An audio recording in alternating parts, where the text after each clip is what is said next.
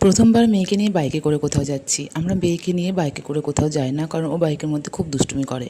Good evening, সবাই কেমন আছো? আশা করছি সবাই ভালো আছো, আমিও খুব ভালো আছি।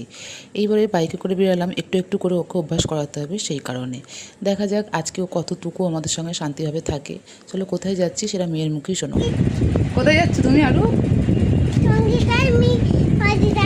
সঙ্গীত।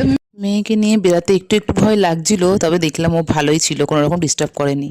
অনেক দিন মাইন্ডটা ফ্রেশ করা হয় না, আর অনেক দিন বসে আড্ডা দেওয়া হয় না, তাই চলে গেছিলাম সঙ্গীতার বাড়িতে আড্ডা দিতে। আর আমার মেয়ের অবস্থা দেখো। তুমি সঙ্গীতার বন্ধু বলছো? সঙ্গীতা কোথায়? কি কি? সঙ্গীতা তোর কে হয়? হ্যাঁ, সঙ্গীতা কোথায়? সঙ্গীতা কোথায় করছিস বল? সঙ্গীতা মিমি কোথায়? আমার সাথে কিন্তু আমার গপু সোনাও এসেছে, এসেই ও ওর আসনে বসে পড়েছে। আর আন্টি ওকে সেবাও দিয়ে দিয়েছে। এইদিকে আন্টি আমাদের জন্য কিন্তু দারুণ সব অ্যারেঞ্জমেন্ট করেছিল। অনেক কিছু ছিল মেনুতে। আন্টির হাতের রান্না তো মানে অসাধারণ। আর আন্টি গেলে এত পঞ্চব্যঞ্জন রান্না করে আমাদের খাওয়ায়, উফ, সে আর বলার কথা নেই। এখানে প্রচুর প্রচুর আইটেম রয়েছে। আর এই আইসক্রিমটা দেখো, এই আইসক্রিমটা খেয়ে তো আমি ফিদা হয়ে গেছি।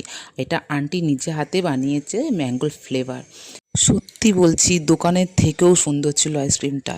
আর রাতে কিন্তু আমরা ডিনার সেরেই ফিরেছিলাম, কারণ ওই দিন